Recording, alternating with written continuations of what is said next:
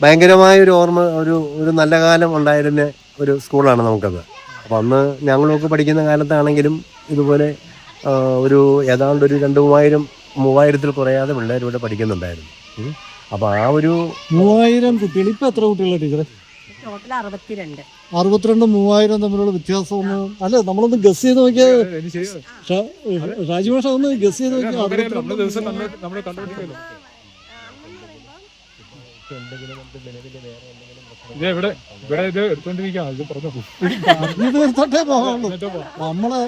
എന്ന് വെച്ചാൽ ഈ 3000 ഇന്ന് 62 പോകാനുള്ളതിന്റെ ഒരു കാരണം എന്തായിരിക്കും? കാരണം എന്ന് പറഞ്ഞു കഴിഞ്ഞാൽ നമുക്ക് പറയാൻ പറ്റുന്നത്, നമ്മുടെ അന്ന് നിലവിൽ നമ്മുടെ ഒരു ഗ്രാമത്തിന്റെ എന്ന് പറയുന്നത് ഒരു സർക്കാർ സ്കൂളായിരിക്കും.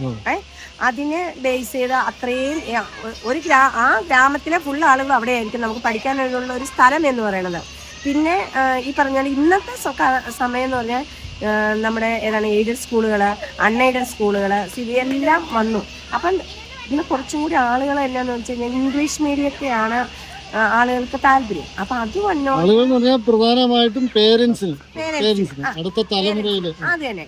അപ്പൊ അങ്ങനെ വന്നത് കൊണ്ട് അവരെന്താണ് ചെയ്യുന്നതെന്ന് വെച്ചാൽ ഏറ്റവും അടുത്ത ഒരു സ്കൂളില് ഏതാണ് ഇംഗ്ലീഷ് മീഡിയത്തെ അവരെ ചൂസ് ചെയ്യും. ഇത് വേറെ കാര്യം 1962 ഇംഗ്ലീഷ് മീഡിയം ആയിട്ട് തുടങ്ങിയ സ്കൂളാണ്. ഇംഗ്ലീഷ് മീഡിയമായിട്ട് ആദ്യത്തെ ബാച്ചുകാരൻ ഞാനാണ്. 5 വർഷം ഓടി. 5 വർഷം അത് ഓടിക്കഴിഞ്ഞ് 72 പേര്. വേറൊരു കാര്യം അന്നൊക്കെ എന്ന് പറഞ്ഞാല് നമ്മുടെ ഈ ചുറ്റുവട്ടത്തുള്ള ക്വാർട്ടേഴ്സ് എല്ലാം നിറച്ച ആളുകളുണ്ടാവും, കുട്ടികളും ഉണ്ടാവും. ഒരു വീട്ടിൽ 5-6 കുട്ടികളൊക്കെ ഉണ്ടാവും. 4 കുട്ടികളാണ് അവരെല്ലാം ഇവിടെ തന്നെ പഠിച്ചത്. ഇതിനെ ആരെങ്കിലും കുറ്റപ്പെടുത്താൻ പറ്റും? ഇതിനകത്ത് കുറ്റപ്പെടുത്തുക എന്ന് പറഞ്ഞു കഴിഞ്ഞാല് ഒരുപാട് കുറ്റപ്പെടുത്താനുണ്ട്. കുറ്റപ്പെടുത്തൽ പറ്റിയാലും സ്വാഭാവികമായിട്ട് നമ്മുടെ തലമുറയിൽ നമുക്കും മക്കളുണ്ടായപ്പോൾ നമ്മളും അറിയാതെ നമ്മളുടെ മക്കളെയും നമ്മൾ എന്ത് ചെയ്തു എന്ന് വെച്ചാൽ നമ്മുടെ ഇടത്തട്ട് വളർന്നു പോയപ്പോൾ സ്വാഭാവികമായിട്ടും നമ്മളിലെ ഒരു ബഡ്ജറ്റ് ബൂമിങ് ഉണ്ടായി കഴിഞ്ഞപ്പോൾ സ്വാഭാവികമായിട്ട് നമ്മൾ വിട്ടുപോയി. അതാണ് സംഭവിച്ചു പോയത്. പിന്നെ ഇതിനകത്ത് ഇപ്പോൾ സംഭവിച്ചതെന്ന് വെച്ചാൽ ഈ ചുറ്റുവട്ടത്തെല്ലാം ഈ പറഞ്ഞ പോലെ മാനേജ്മെന്റ് സ്കൂളുകൾ, ഇവർക്കൊക്കെ എന്ന് പറഞ്ഞാൽ 3-4 വണ്ടികളാണ് ഒരു റൂട്ടിൽ. ഇപ്പൊ ഈ സ്കൂളിന്റെ ഒരു 1/2 കിലോമീറ്റർ അപ്പുറത്ത് മാറ്റി വണ്ടി കൊണ്ടിട്ട് ഇവിടുന്ന് കുട്ടികളെ കരിക്കുന്നു. പണ്ട് ഇങ്ങനെ സംവിധാനം ഇല്ല. ബസ് വന്ന് ലൈൻ ബസ് മാത്രമേ ഉള്ളൂ. ഈ ലൈൻ ബസ്സിന് കുട്ടികൾ ഇവിടെ വന്ന് പഠിച്ചിട്ട് തിരിച്ച് ലൈൻ ബസ്സിന് പോകുന്ന ഒരു കാലമാണ്. അതായത് നമ്മുടെ ജംഗ്ഷൻ മുതല് ഇനി ഇതിന്റെ അകത്തൊരു വിറ്റ് എന്താണെന്ന് പറയട്ടെ. നമ്മള് ഈ എയ്ഡഡ് സ്കൂളിലേക്കും പ്രൈവറ്റ് സ്കൂളിലേക്കും നമ്മൾ മക്കളെ വിട്ട് കഴിഞ്ഞിട്ട് ഒരു വർഷം ചുരുങ്ങിയത് 15,000 രൂപ നമുക്ക് ചെലവാണ്. ഏറ്റവും മിനിമം 15. എന്നാൽ ഒരു കുട്ടീനെ ഗവൺമെന്റ് സ്കൂളിലേക്ക് വിട്ടു കഴിഞ്ഞാൽ അവർക്ക് കിട്ടുന്ന ഇന്നത്തെ ബെനിഫിറ്റ് അല്ല നമ്മൾ പറഞ്ഞാൽ തീരാത്ത അത്രയ്ക്കധികം ബെനിഫിറ്റ് ഇന്ന് ഒരു ഗവൺമെന്റ് സ്കൂളിൽ പോകുന്നുണ്ട്. പക്ഷെ എന്തോ ഇപ്പോഴും നമ്മുടെ ഇടത്തട്ടിൽ നിന്ന് ആ ഒരു ബോധത്തിന്റെ ഒരു കൾച്ചറൽ ചേഞ്ച് നമ്മളിങ്ങനെ കയറി നിന്ന ഫീൽഡിൽ നിന്ന്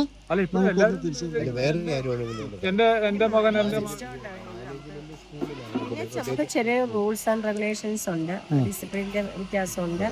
അതൊക്കെ എന്താ വെച്ച് കഴിഞ്ഞാൽ പ്രധാനം എന്താണ്, നമുക്ക് കുറച്ചും കൂടി എന്താണ് കൂടുതൽ കർശനമായി കടുംപിടുത്തം പിടിക്കാൻ പറ്റത്തില്ല. ടീച്ചറുടെ പേര് അജിത. വീട് ഇവിടുത്തെ ടീച്ചർ ആനിച്ചേട്ടാ പറഞ്ഞ ആനിച്ചേട്ടൻ മൊത്തം പേര് പറഞ്ഞ ആന്റണി എം.എസ്. ഇവിടുത്തെ ആദ്യകാല വിദ്യാർത്ഥി. ഏത് വർഷം? 1967. ജനിച്ചിട്ടില്ല. ഇത് ഷാജി ഫിലിപ്പ് ഏത് വർഷം? ഞാൻ 80-കൾ 78.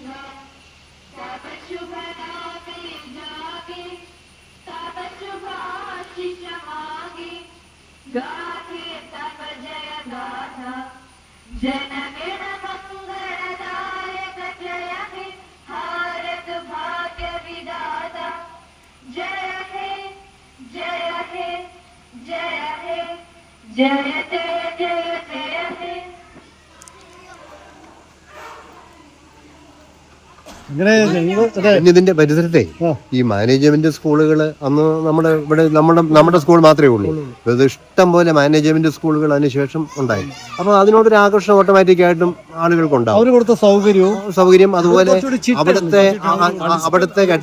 അവിടുത്തെ സ്കൂൾ പ്രധാന അധ്യാപകനോ അധ്യാപിക ടീച്ചറാണെങ്കിൽ പോലും ഒരു 15 വർഷം 20 വർഷം 30 വർഷം വരെ തുടർച്ചയായിട്ട് കിട്ടും. അപ്പൊ കുട്ടികളുമായിട്ട് അധ്യാപകർക്ക് കൂടുതൽ ബന്ധം കിട്ടും. ഗവൺമെന്റ് സ്കൂളിൽ അത് കിട്ടില്ല. ഇവിടെ വരുന്ന ഗവൺമെന്റ് അവർക്ക് കിട്ടാവുന്ന സൗകര്യങ്ങൾ ഉപയോഗിച്ച് 1 വർഷം 2 വർഷം ഒന്ന് കഴിഞ്ഞിട്ട് അവർ മാറ്റം മേടിച്ചു പോകും. അപ്പൊ അത് നമ്മളെ ശരിക്കും ബാധിക്കുന്നുണ്ട്.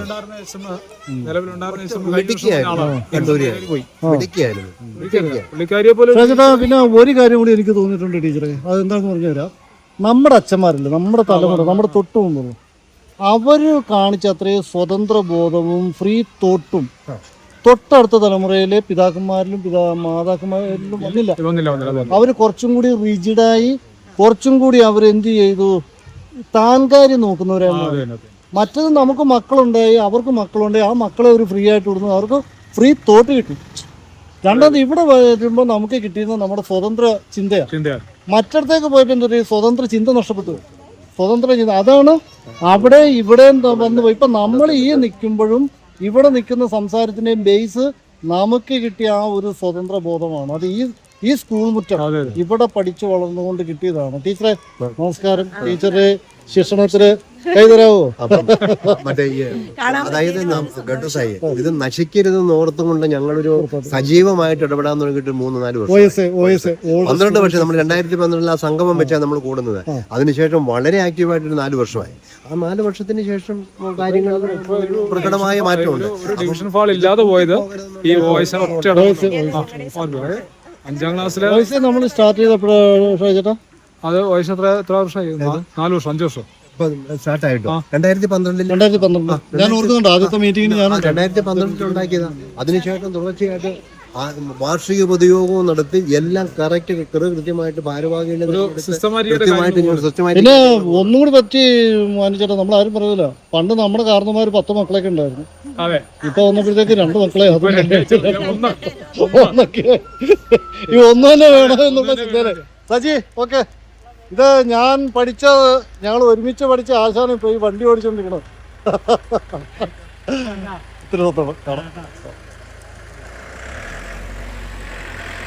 ആയിരത്തി 1985-87 കാലഘട്ടങ്ങളിൽ ഇവിടെ പഠിച്ച 1984-85 ഈ സ്കൂളിലാണ് ഞാൻ പഠിച്ചത്. ഇതാണ് വെള്ളത്തൂവൽ ഗവൺമെൻറ് ഹൈസ്കൂൾ. കണ്ടോ, ഏകദേശം 3000 കുട്ടികൾ പഠിച്ചിരുന്ന ഒരു സ്കൂളാണിത്.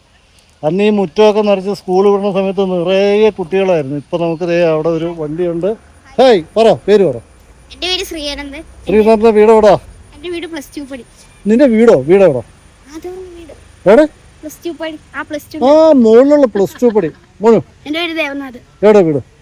മറ്റേ യശോളവ് രാജക്കാട് പോകണം. രാജക്കാട് പോകണോ? സുഖമാണോ? പോണ്ടേ? അപ്പൊ നമുക്കൊരു ടാറ്റ പറഞ്ഞിടാ. ഇങ്ങനെ ടാറ്റ പറഞ്ഞ് ടാറ്റ ടു ഓൾ ഓഫ് കാണാം കേട്ടോ.